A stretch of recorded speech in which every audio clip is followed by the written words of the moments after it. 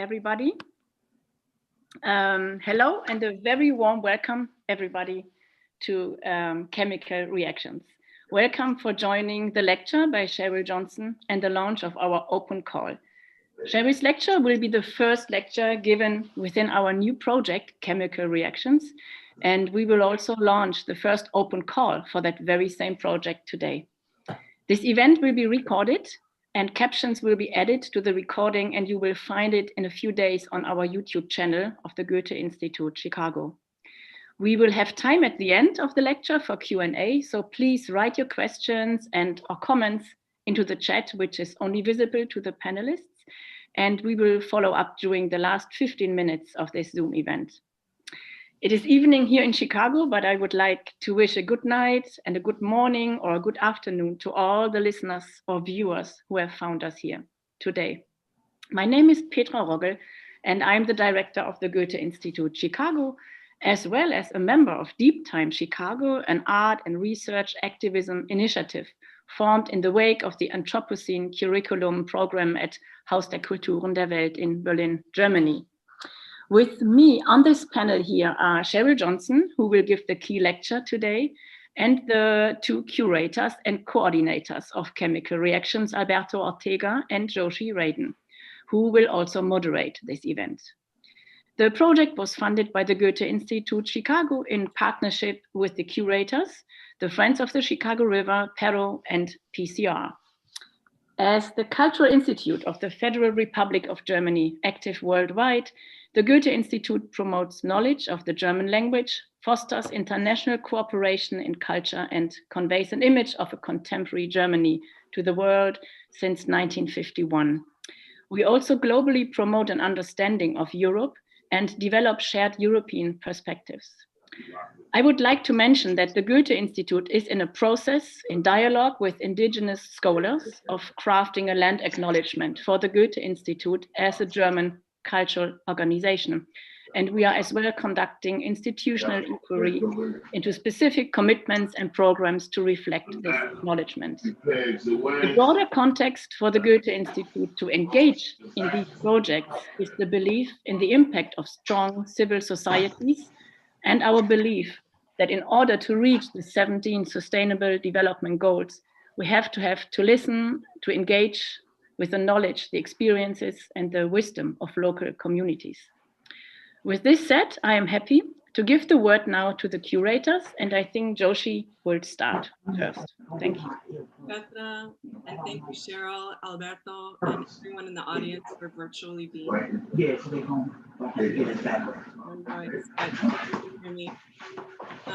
I'm thrilled to present Chemical Reactions and these partnerships.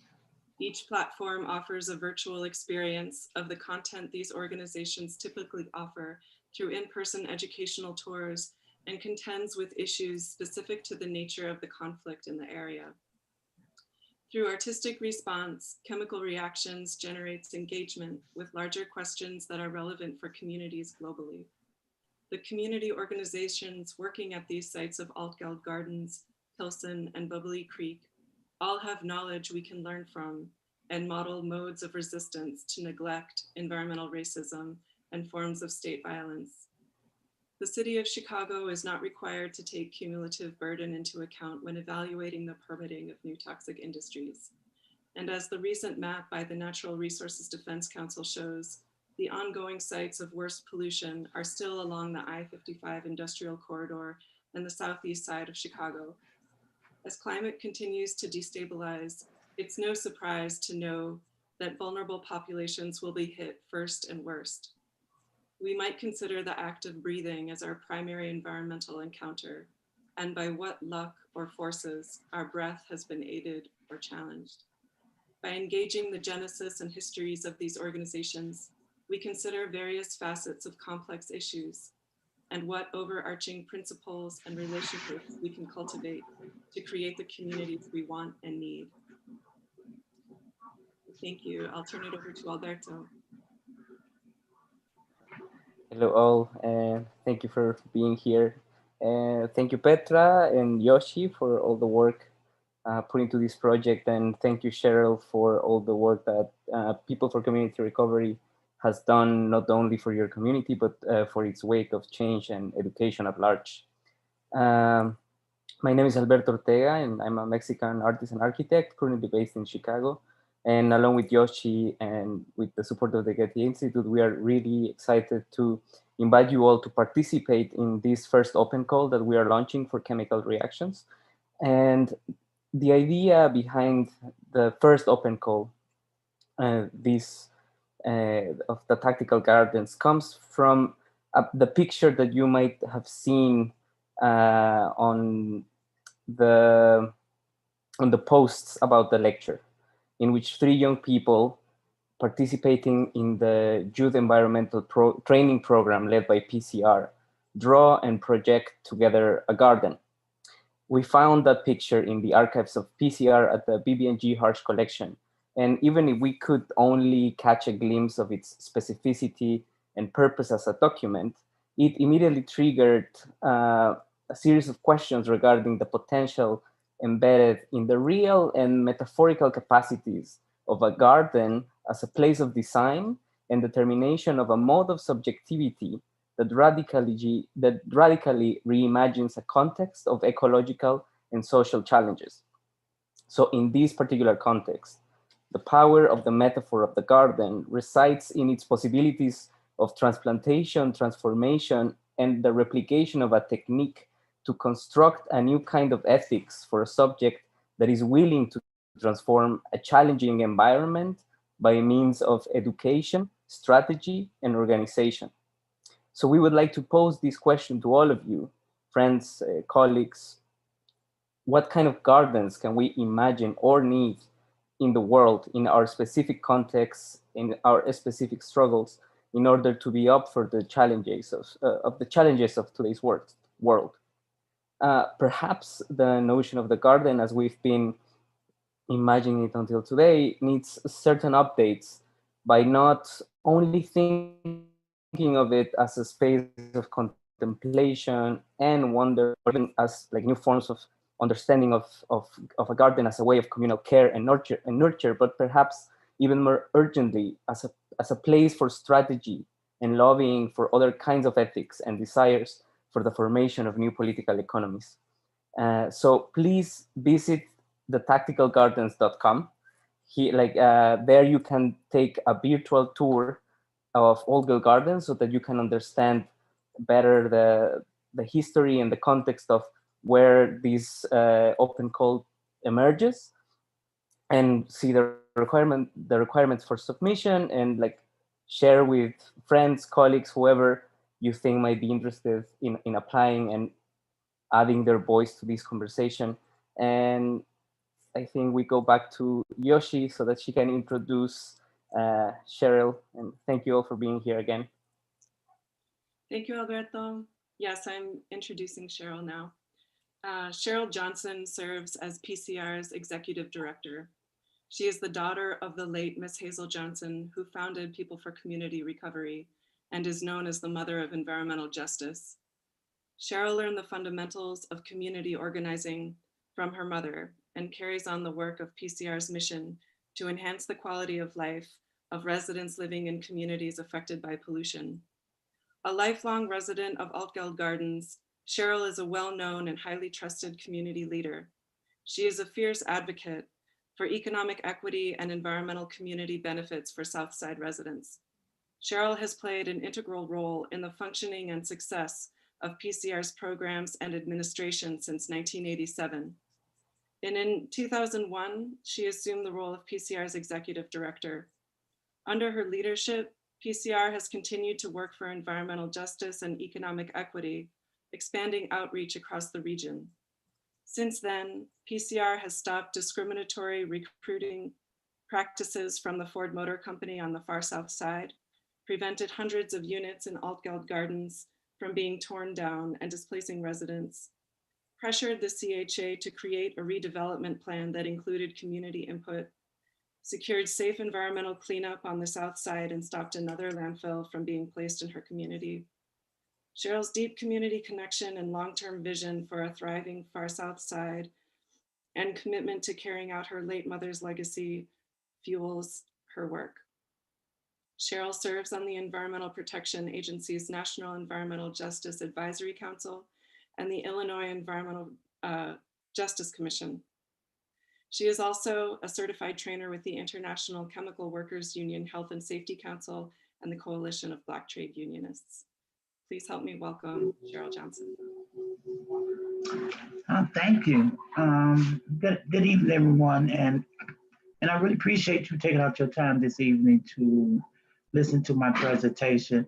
And today I'm going to do a PowerPoint that talks about, for the better or worse, for environmental justice and the revitalization of abandoned communities.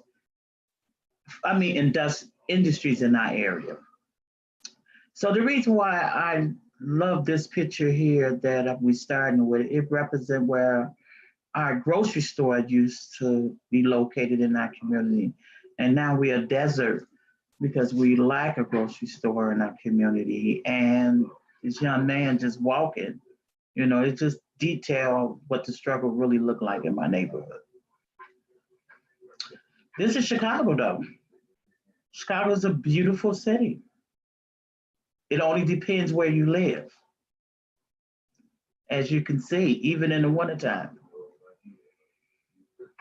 In reality, this is my community, but it has been renovated. So we do have a better looking than but this is what it used to look like when I grew up in Allgale all my life. Again, this is my mother. And in the background, this is where our very first office was located for 28 years. And this is my mother who founded the organization. And these are some of the accomplishments she has achieved through the work that she has been doing. But let's talk about this area for a moment. Allgale Gardens was erected in 1944.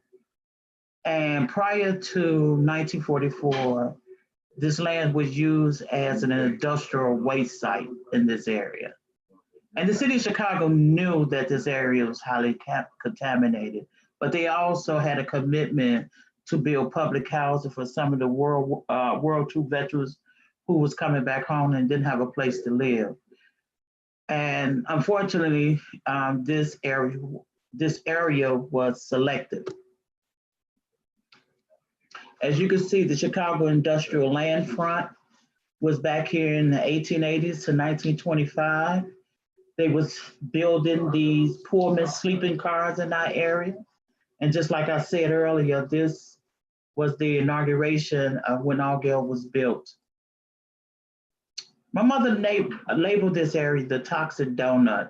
And the reason why she labeled this area the Toxic Donut, as you can see from this PowerPoint, that Allgale sits in the middle, but outside the parameter of our home is all these industries and hazardous waste sites and industries in our area. Hold up, I'm having a problem with my earplugs standing again. Yeah. I really don't like these things, but I have some work being done in my house, so I have to wear them. So as you can see, from the legend, you will see hazardous waste sites. It's predominantly surrounding our community, in addition to a treatment facility, other industry, and we have documented 50 landfills in our area. So she called this neighborhood a Toxic Donut. Let me go back. Environmental hazardous, it is a facility that treats, stores, and disposes hazardous waste. Then we got Superfund site, which is uncontrolled abandoned site where hazardous waste is located. Many of those are kind of examples like the coke oven that was run by the Pullman steel mill. And then you have the toxic release facility that manufactures, possesses, or use a significant amount of chemicals. Then there's brownfield sites where hazardous was once disposed of, but that has a great potential of being redeveloped. So if you look at it from a different angle, again, if you see in this parameter of this circle is Allgale Gardens. And as you can see, this is a processing facility, steel processing facility. These are the treatment, the sewage treatment facility digesters. a lot of illegal dumping, as we call flat dumping, happened not only in our forest preserve, but behind many homes that live in the Maryland Manor area, which is real close to the Little Calumet River. And as you can see, this is the Little Calumet River. As you can see, this is the international port. I think they say every 10 or 15, 20 minutes, there's a leak or spill or accident on the Bishop Ford Expressway right here around my home. As you can see, this is one of the landfills, Land and Lake landfill, that sits right behind this. To the north here is where our children play, baseball field is located. But right here is Land and Lake landfill. And this is the front entrance of the Land and Lake landfill. As you can see, it sits right off our waterways. And the PCB contamination is one of the things that we was very successful in getting the Chicago Housing Authority clean up in our community that was illegally dumped there. This is a wall that it's been around the world, and it signified that many of the people in my community who have passed away. And when it was first thought of, the first writing that was located on it, it was during the time when we was going through the Black revolution in the city. And that was in like the late 60s, early 70s. And some of the leadership that passed along, their name was written on this wall. So many times people come here, the majority of these names are health-related deaths that have occurred in our community. So we just pay homage to many of the people who fought their sickness and diseases, and they succumbed to it. So we honor them by naturally going up to our storefront and writing people's names on this wall. So let's talk about the infant mortality rate in our area. The infant mortality rate, as you can see, compared to the city, the county, and the state, is almost like it's 3 times higher than all these 3 categories. When you look at the low birth rate, we still have a high rate, almost at least twice or a little bit over twice the normal of all the 3 areas in the state.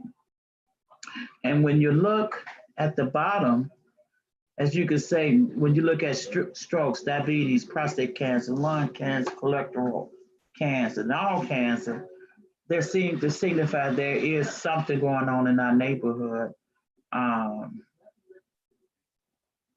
So my mother she always says she has been surrounded by chemicals, and the water over there is polluted. We got landfill over here, we got steel mill over there.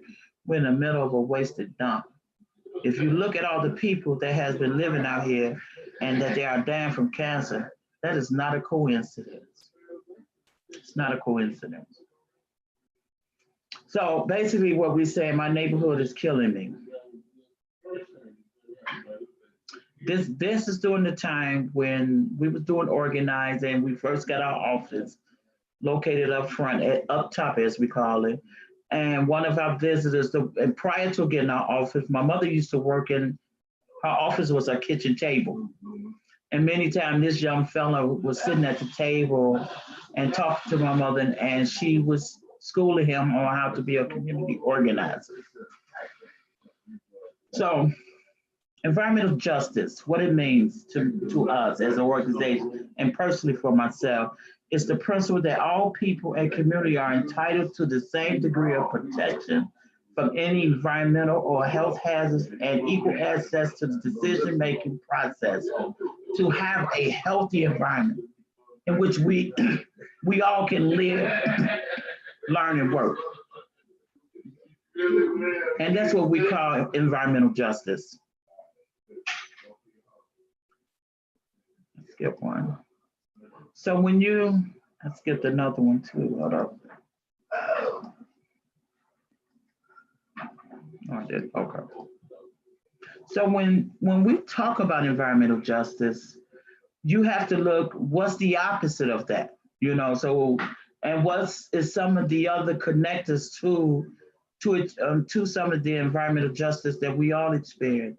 So in order to have those type of conversation, we got to look at the ecological injustice. We got to look at environmental racism, environmental inequality, and environmental discrimination. In order to reach and come to justice, you got to look at it from an eco-justice perspective. You got to look at it from a climate justice perspective, and ecological and environmental equality and equity. That's the only way that we're going to achieve environmental justice for all of us. So many times you'll hear people, and the attitude that we carry with is that sometimes, particularly in our affluent communities and our not so diverse communities, is the fact that they don't want it in their backyard. So that's the NIMBY attitude, not in my backyard. And then and their perception could be the principle, the Bibby principle, place it in minority backyard. And we can definitely say that that's from the industries, the types of attitude that we have on the southeast side of Chicago. So which came first, the chicken or the egg? You know, one of the first environmental victory that we had in this country was the Love Canal in New York.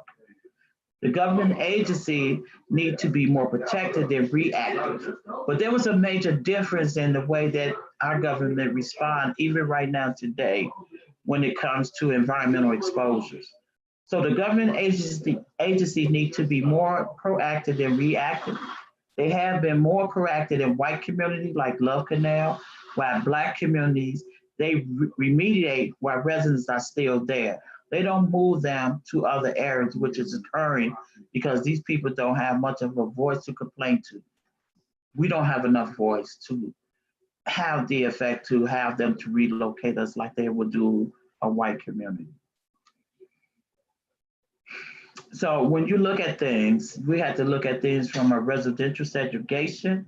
We have to look at it from unequal environment protection, uneven regional development, limited political power, poor housing quality, hazard occupation, poverty concentrations, and the limit to access to resources.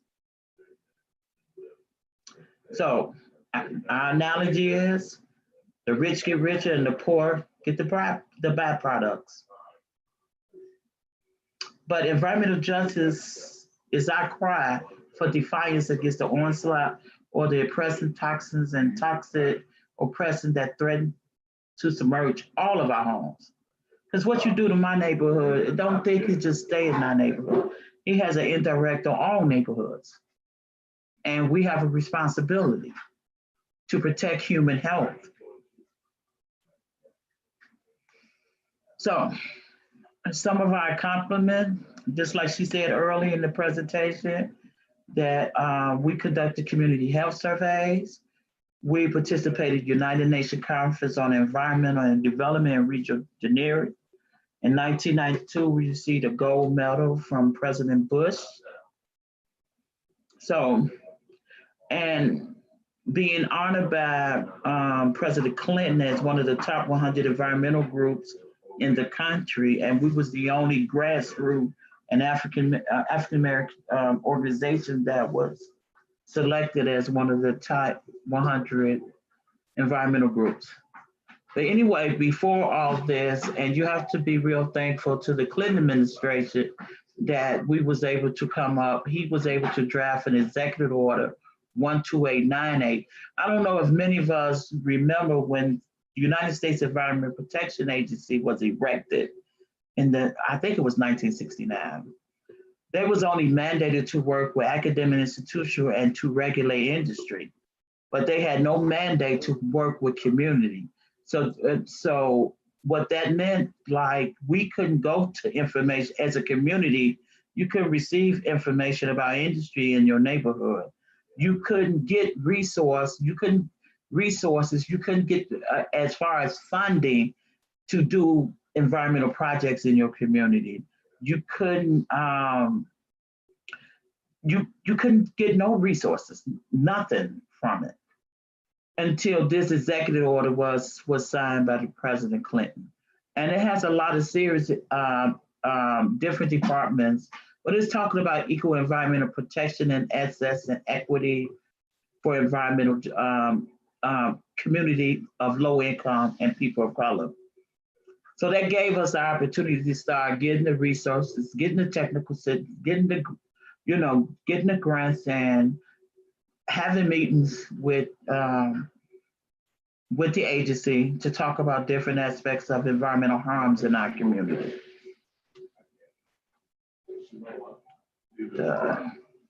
And this is where the signing of the executive order 12898 was signed. And here's my mom right here, and many other people that worked on getting this executive order signed. We also did training around lead-based paint in our community, and we threatened to sue the city of Chicago Housing Authority if they didn't educate the public housing at large about the hazards of environmental lead in homes. So as a result of that, we created a program to educate the residents, and it was called Resident Education About Lead. And when they came, they was actually like ambassadors going around and working with the residents if they expect that their children has been exposed to lead, and walk them from the cradle of that development to the end of it. So it lasted for about like 3 years, and then CHA stopped funding it. But these are some of the PCB cleanup that we was talking about earlier in 1999 that we learned that CHA allowed them to dump the PCB oils in our community. And as a result of that, there was a documentary that was done by Northwestern University School of Medill, and they created The Poison Promise of Allgale Gardens.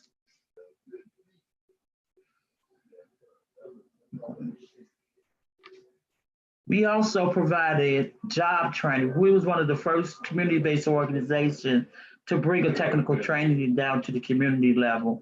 And that's when we was training residents as lead abatement workers.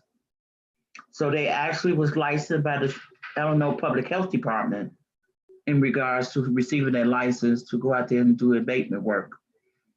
We also train youth to become community organizers in the after-school program. We also had a photo justice group of youth who did an international exchange where our kids went to Paris, France, and the kids from Paris came to Chicago, and they documented their experience from both neighborhoods, looking at it from the lens of environmental justice.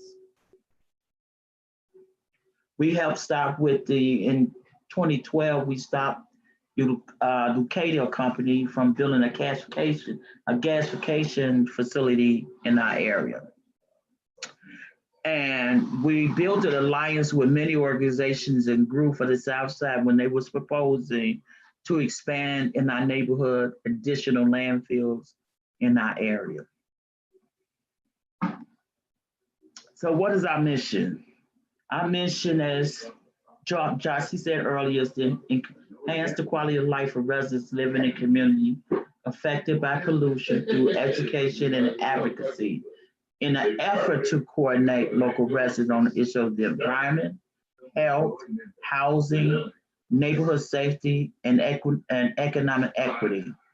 You cannot achieve environmental justice if you don't look at it from many different sectors that have a negative impact in your community. Regional transportation, local transportation is the major issue. If you live that highway like we do, that intersects with 2 to 3 to 4 other highways, for an example. This is a picture of my mom, and also with the former administrator of the National United States Environmental Protection Office headquarters, and that was with Lisa Jackson. And they both are from New Orleans. So almost half of the housing units report sits within a mile of factories that report toxic emissions. African Americans are 71% more likely to live in an area that violate federal air pollution standards compared to 58% of whites. In urban area, minority community are 57% more likely to host a toxic facility. Minority community of colors are twice as likely to live near a toxic facility.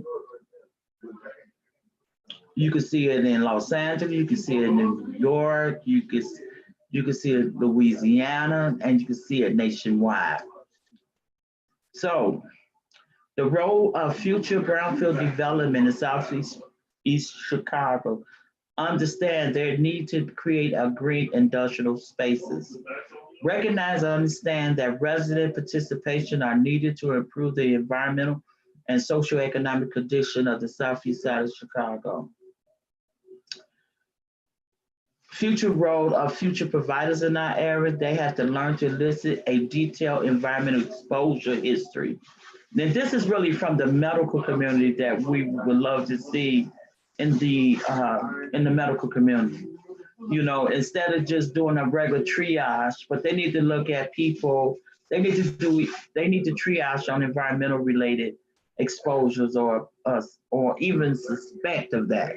But in order to get to that, you have to look at the exposure history, you have to look at the occupational profile, and then you have to do an environmental history with their patients. And some of the things that this is just an example of an exposure of what you would ask. Are you currently exposed to any of the following metal, dust, fiber, chemical? And this is the type of exposure history that you would conduct. This is occupational. Do you work with different chemicals? Are you, or are you using chemicals just to create products? So occupational profile. And then some of the environmental history will look like, do you live near a plant? Do you commercial building, dump site? I mean, these things is not set in stone, but this is some of the things that, and some revision may need to happen, but this is some of the questions that will give you that baseline that you would need to see if there's really some kind of environmental health related exposure that residents are feeling in their area. Do you drink from a private well, or do you drink from, or is your water filtered from the city? Because in our area, we have Maryland Manors, who area, they used to have well water for many, many years before, at least in the Harold Washington administration, when he was the mayor of the city of Chicago, because he's the one that allocated funds to put them on the city water filtration system. So, and that was not too long ago in comparison how long that neighborhood been having it without it. But you ask those type of questions because it could be important, because in Maryland Manor, it was definitely documented that their well water was highly contaminated. And so, and some of the resources that you can get this type of information from is from the Agency for Toxic Substance and Disease Registry. The only fault that we see with this agency, that they only can do analysis on one particular place instead of a multitude of places. They will come out at your request if you demand for this agency to come out to document if you suspect there's some environmental harms going on in your community. So some of the role of future providers and researchers, we got to continue to research to determine environmental influence on health. We got to investigate the cumulative exposure on health. And then we have to incorporate environmental factors into assessments. Assessment, and I always tell people today that really, you can't go and buy a house the way that you used to buy because the location and how it looks. You know, you have to find out what the prior land use were there and how that house was developed on that land so that it won't have a negative impact on you and your family. You know, you got to make sure that you're not buying houses where there's a lot of pollution, air quality issues in the area, you know. So those type of things that we have to look at when we're talking about doing a different types of assessments. But we as people, we have to learn how to invest in safer chemicals, alternatives, and disposal methods. We must advocate and continue to advocate for policies protecting and improving our overall health. Let's make environmental justice a priority. So, in closing, these are some of the pictures. This is a 20-foot update of my mom. This is some of the protests we've been at. And we always like to leave a quote with somebody famous, and all I'm saying is simple as this, quoted from Martin Luther King Jr., is that all mankind is tied together. All life is interrelated. And we all are caught up in an inescapable network of mutuality, tied to a single garment of destiny. Whatever affects one directly affects all of us indirectly. Thank you.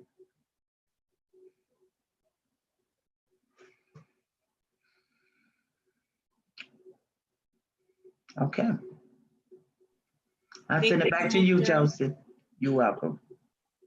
We'll open it up for questions now, and if you put them into the chat box, you can put in questions for Cheryl or myself or Alberto, and we'll get started. And to begin, I think, Cheryl, I have a question for you about the vision that your mom had, and we've touched on it, but about the Environmental Institute. Do you remember when we had that conversation? Oh, you're muted now. Oh, yeah, can you talk about that vision? Well, the vision that my mother had for this area is that one of the things she used to always say, she said, one thing we know for sure, that we know how to dirty up our country, but we don't know how to clean it up when it comes to industrial processes and stuff like that, right? And she said, and there needs to be a space where, you know, community is the last to be educated or aware to some of the harms from where them and their family live, for an example, right? So she always said that, you know, we need to build an institute that will bring community, business, government, academic institutions in the area to come up with some of the solution to how we can begin the process of cleaning up industrial areas of contaminated communities. We have to do that. Because what if we don't do those things, is then these are some of the negative impacts that we are going to experience as we are beginning to witness with climate related issues. So it's important that this type of institute be developed. As she always said, that people should have a right to this knowledge and this training and the opportunity that comes behind it. So that was one of the many reasons why we stuck with environmental training to be introduced into our community and provide to the, when we say in our community, it's not just limited to people in Alldale. It's always been open to whoever wanted to make the commitment, because it wasn't no charge, it was free to them to be able to be engaged and get certified in those areas that we had the training. So we're hoping that we can develop, and we have to continue to develop community science. Develop with the people who live there and make them a science. It's a new way of introducing education to our kids who don't have these skills when they come out of high school. That's great. Thank you. We have a question about the open call. Alberto, do you want to talk more about the specifics on that? Yes. Thank you for your thank you, Cheryl, for the presentation, and to just be a bit more precise on the question of the open call. This is the first open call that we are launching because Chemical Reactions is engaging with 3 sites in Chicago. The first site is Old Girl Gardens, and each open call has, like, let's say, a particular theme to it in order to address the questions that are being developed by the organization in these sites. In the case of Old Girl Gardens, as we explained at the beginning, addresses the question of garden as a space of design for a specific kind of subjectivity that challenges social and ecological distress into another kind of environment by means of education, as PCR has done, by means of strategy, as the way that they've pursued their agenda. And the open call is open for video essays.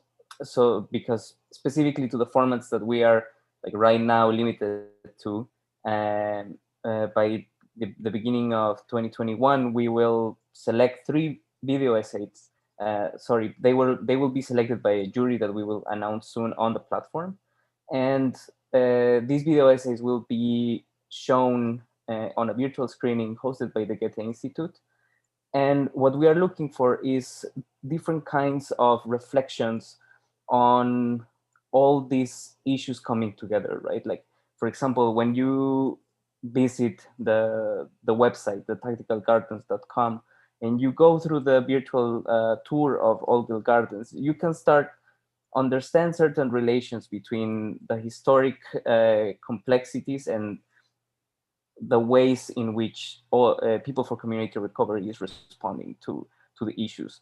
The next open call will be addressing issues of toxic burdens in the neighborhood of Pilsen.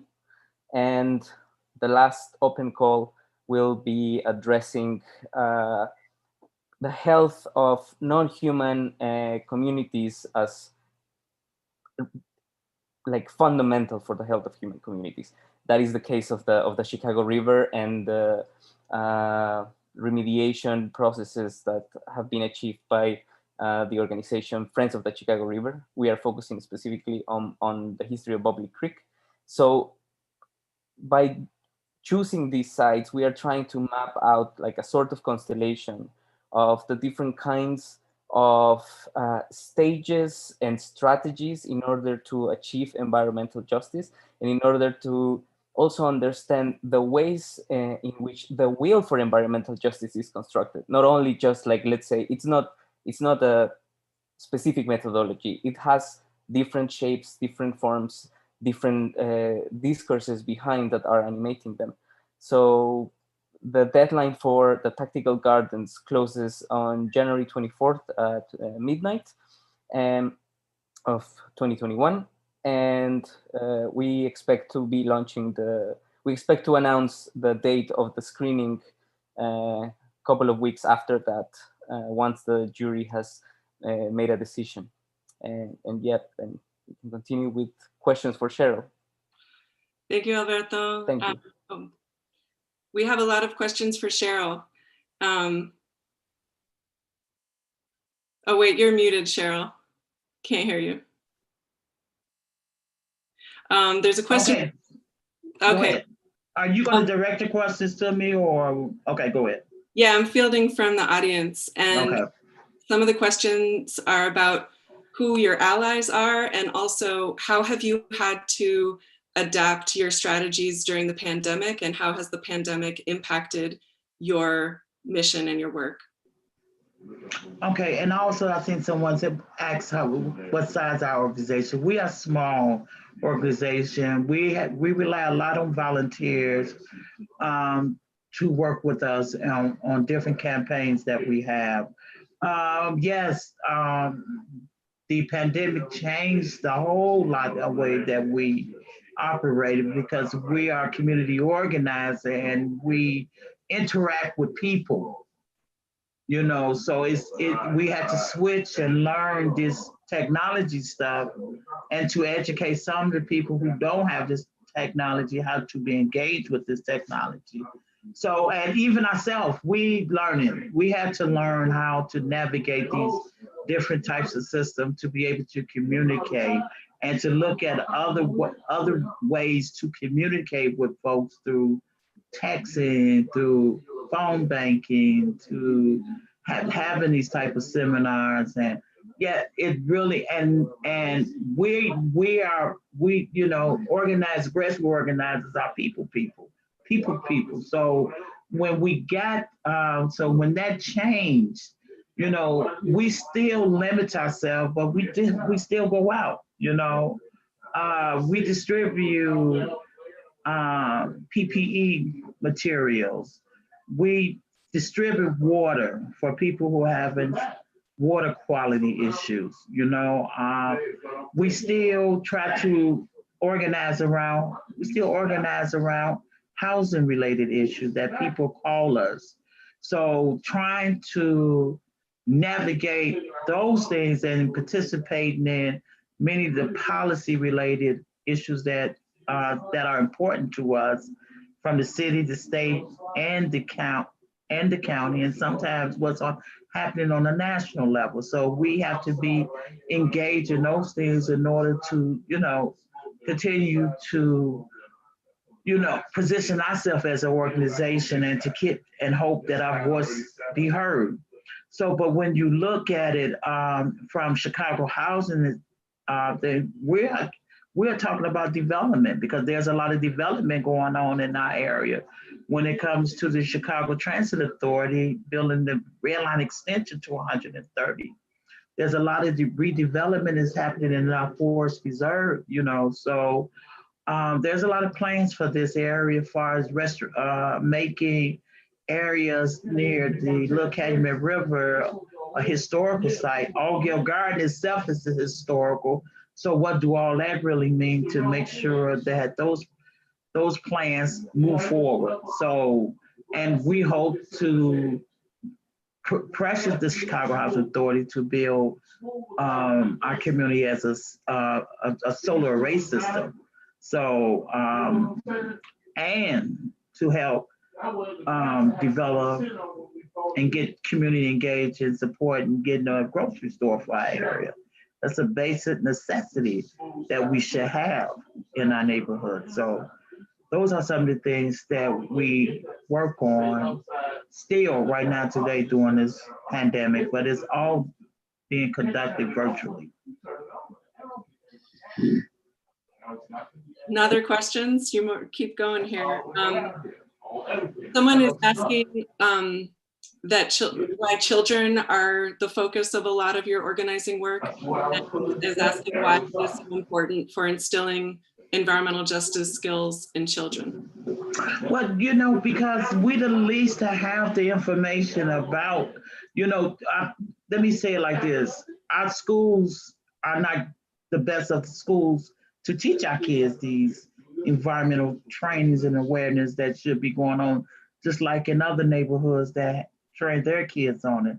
And that's all we advocating for, is the hope that the city will develop a curriculum to teach kids. I mean, particularly high schoolers who's coming out of high school with no skills.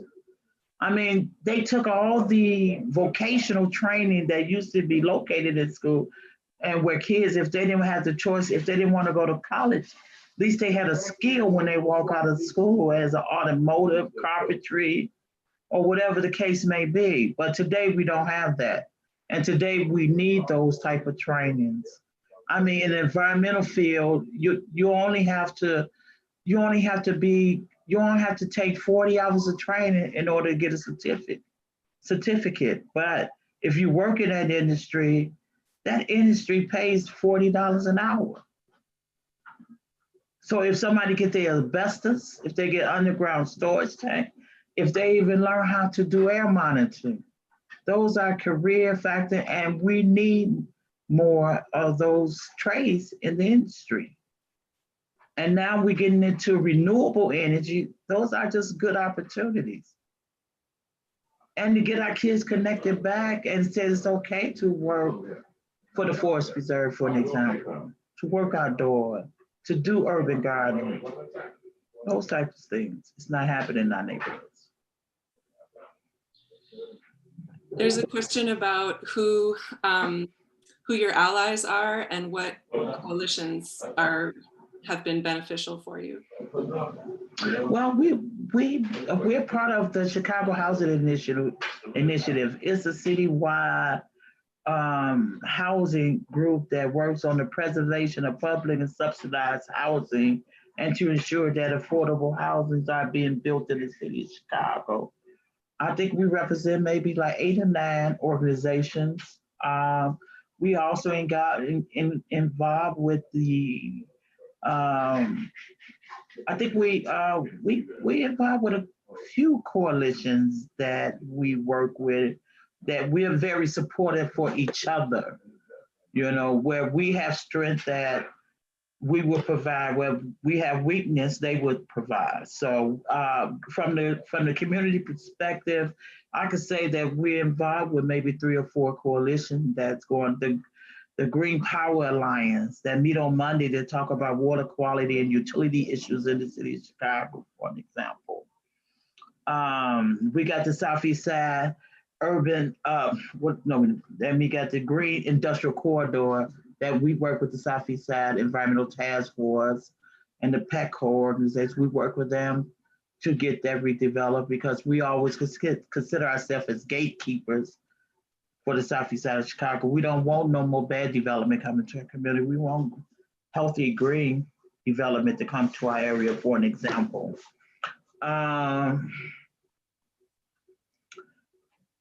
We work with our local residents. That's the most important thing, you know. So there's a variety of things that we try to be engaged with to connect our community with resources and to attain resources and information that we need to move forward in our community. But you know, the reality sits in a whole lot because we shouldn't have to be fighting. We should be just trying to come and bring people together for development, for an example. But that's not the case for many of us. It's unfortunately a lot of time that we have to prove that the city, the level of government already know that's happening in our community, but it still don't get remediated. It don't get resolved, for an example. So when you deal with what you call the implicit bias that happen and the perception that people have about people living in public housing, you know, so you have to break through all those different type of barriers within your, you know, within your organization and your community and what surrounds our community.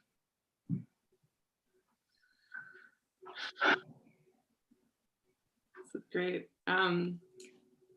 We have a question about, in all your years of organizing and fighting big toxic corporate industry, what was the most ridiculous excuse you've ever heard by a polluter? And how hard was it to get data on emissions from these polluters? I think ridiculous. I would have to say the Chicago Housing Authority, when we was cleaning up, forcing them to clean up the PCB contamination that they did, that the management of my development allowed the managers and the management, really the manager that allowed for those barrels of PCB oil to be buried in our community for a little bit of nothing. And it was ironic to know that they tried 5 times to clean it up, but they didn't clean it up. So we forced them to be able to, when they did their inspections of their assessment rather of how the degree of contamination, we told them to test where there's no detection of PCB ore, but they refused to do it. They stayed in the parameter of where it was. And I thought that was ridiculous because one of the things, because of the changes in our it's changes in our weather pattern made it expand, right? And the sediment is just not going to stay where it was buried. So in order to get some kind of baseline, you will have to test where there's no detection of PCB. Because I said that if that's the case, then, and I used this analogy on them, like, hey, I was born in 1961 and I'm the same size I was when I was born. That's what you're telling me, you know.